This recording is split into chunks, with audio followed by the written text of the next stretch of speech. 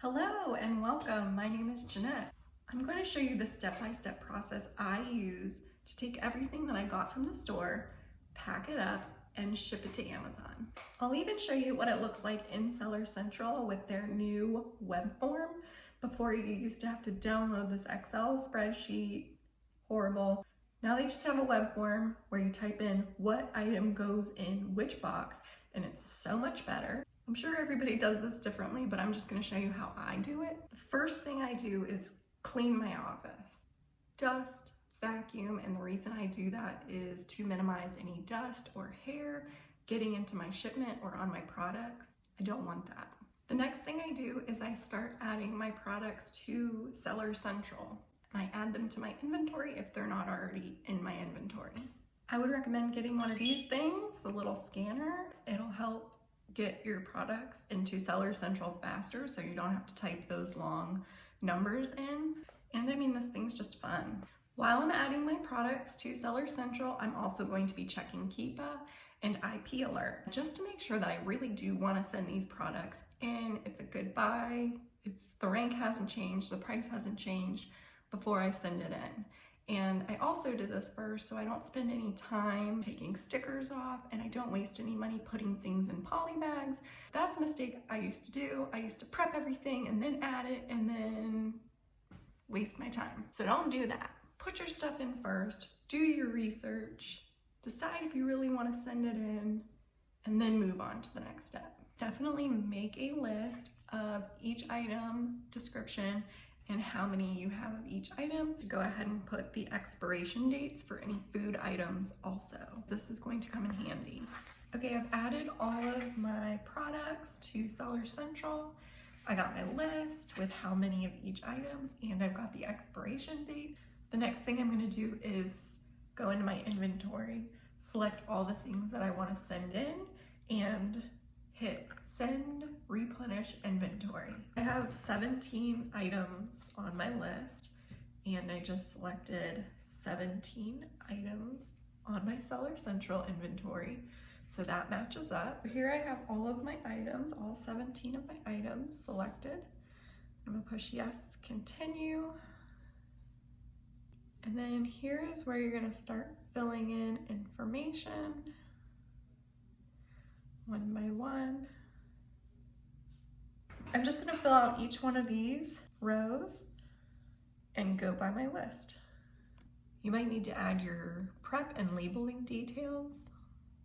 That'll allow you to then put the number of units and the expiration date. Once you're finished filling out all the unit information, you're ready to print SKUs. Select Print All SKU Labels. This will open up a window. Select the type of paper you're using and print all. While those are printing, I'm going to select pack individual units. And this is going to tell me if any of my units need to be put in a separate box. And it looks like there are 2 units here that need to be packaged separately. After you've printed your SKUs and you know what items may need to go in a separate box, then you can start prepping your units. Take off any price tags, poly bag them if they need to be poly bagged. Make sure if you have a set, you're putting this is a set label on those. Then you can move on to the next step. While I was prepping all of my stuff, I wound up with this extra label. I checked the items and I only had 2, but in the system I said that I was shipping 3. So if you have extra stickers left, then you know that your order needs to be adjusted. So I'm gonna go back in here and adjust my order. I'm only sending 2 soups, not 3. I also couldn't fit all of my books into one of my boxes, so I'm gonna take those books off of the order too. If you need to adjust your order, just scroll back up to step 1, edit view. Find the item you're wanting to change, select modify or remove.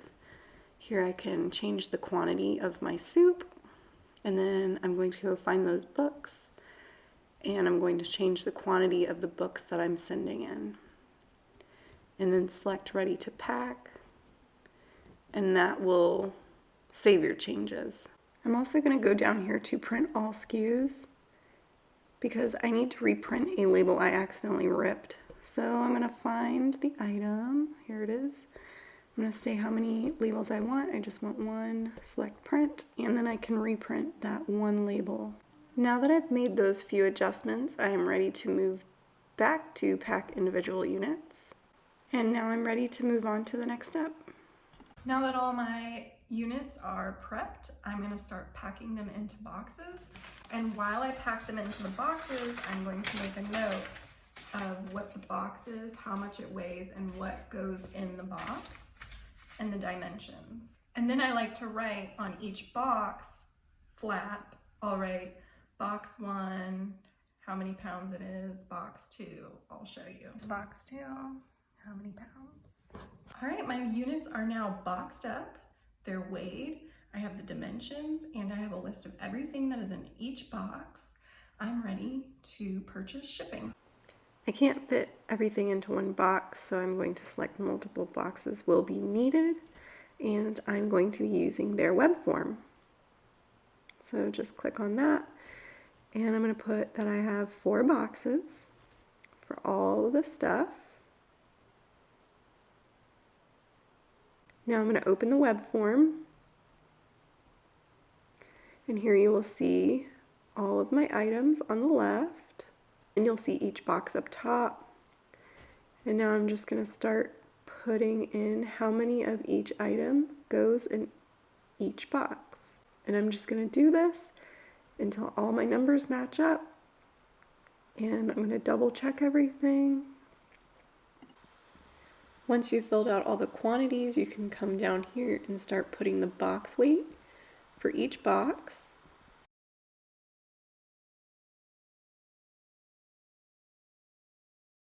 And the dimensions.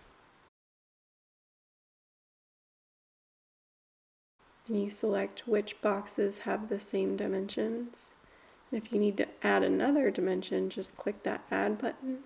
And then you can put another box dimension down here, and I'm just going by my list that I made. My list has all the information I need to fill out this form. Once everything's filled out correctly, just select confirm packing information. I have a little warning here, but I'm just going to ignore that. Alright, so now packing group 1 is ready to go. We have the green check mark, and we're going to work on packing group 2. Everything's going to fit in one box, so I'm just going to hit confirm, add the box dimensions and the box weight, and confirm packing information. And we are coming to the end. Last but not least, we just need to print our shipping labels. All this is ready. We're going to go over here to confirm and continue. Next, we're going to select the date we're going to drop our boxes off. I'm going to pick the 18th, which is Monday. And it'll give us a cost to ship out all of our boxes using the Amazon carrier. And I just accept and confirm. Now you'll see shipment 1 and shipment 2. Before I print, I'm going to change my print paper to letter, because that's just what I use, and select print. And here you'll see the shipment 1 label.